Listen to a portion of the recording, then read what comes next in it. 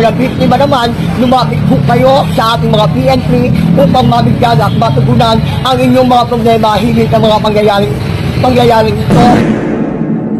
Merong hindi magandang nangyari dyan sa parisan ni Diwata at nagkataon pa na wala si Diwata dyan. Nako, mag-ingat po kayo sa panahon ngayon. Lalo na sa mga estudyante. Makinig kayo ha dito sa paliwanag po ni Impact na interview po ng kaibigan nating si Daddy D. Ito, panoorin natin. Kaya biktima naman, lumapit po kayo sa ating mga PNP upang mabigyan at matugunan ang inyong mga problema hilig ng mga pangyayaring ito na nagbabayad ng mga peking pera.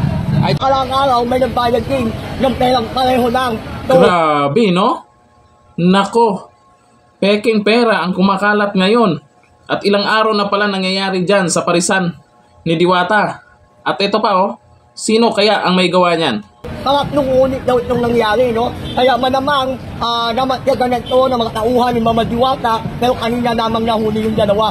Pero hindi pa natin alam kung yun ba yung mga taong yun ang gumawa rin ng mga nakaraang araw.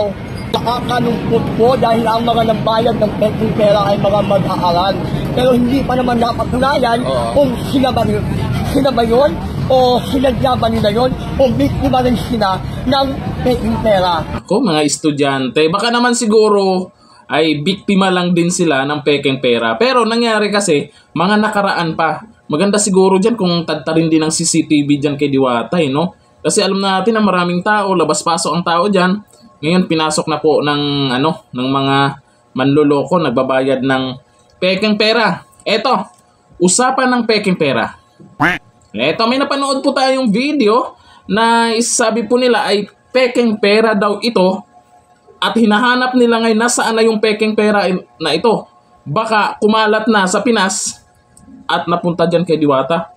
Totoo kaya? Tanong lang yon. Nakaraan, merong nagmamayabang, marami daw pera, pero napansin at maraming nakapansin na peke daw yung nakadisplay. Sabi nila, ito yung video.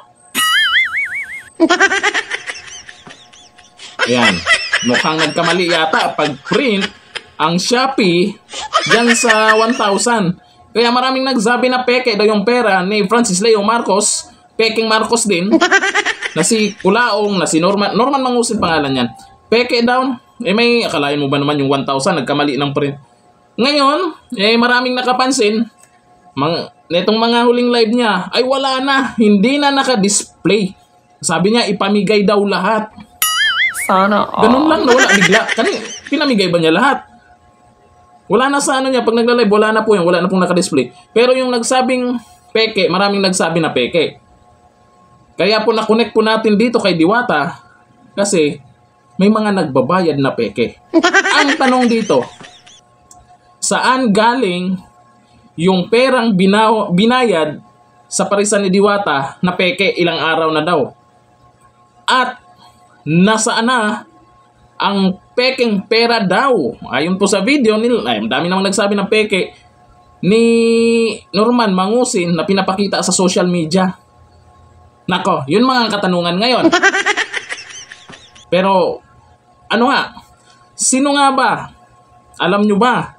May idea ba kayo kung sino yung nagbabayad ng peking pera sa parisan ni Diwata? Or nagpapakalat ng peking pera man dyan, baka yung nagbabayad ay biktima lang din kung saan nakuha nila yung pera. Baka gusto lang guluhin ang parisan ni Diwata. Baka na-jinggit lang yung nagpapakalat ng perang dyan, peking pera dyan. Pero madalas po yan, nangyayari po yan. Ngayon kasi, inaalam po, inimbestigahan na po kung sino po yung nagpapakalat niyan. At meron na pong 2 nahuli. Yun po ang magandang balita. Meron ng 2 nahuli, inaalam ngayon kung sila din yung nagbayad nitong mga nakarang araw. At abangan po natin kung magkaroon po ng pahayag si Diwata kasi ngayong araw po kasi wala po si Diwata. Kaya yung na-interview nila ay si Impacta. Norman Mangusin. Gwapo naman kasi to. Hindi naman siguro wala naman kinalaman si Norman Mangusin dyan. Diba? Tsaka yung mga dinidisplay niya, baka naman totoo yung 10,000, 2,000 pesos na nakita sa totoo naman siguro yun, no? Totoong pera yun. Akalain mo may 10,000 pesos siya na buo. Sus, kagaling naman. Norman Mangusin. Ang galing mo! Ang gwapo mo! Di ba? Sana Yung mga all. basher mo, pag galit na galit sa'yo, bugan ng apoy sa'yo. Ikaw, anong binubuga mo? Utot. May ebidensya eh. Ayan o, yung muso mo, kisabol na. Sige, sige. Banatan nyo lang si Diwata. Siraan nyo lang yung Diwata Paris Overload.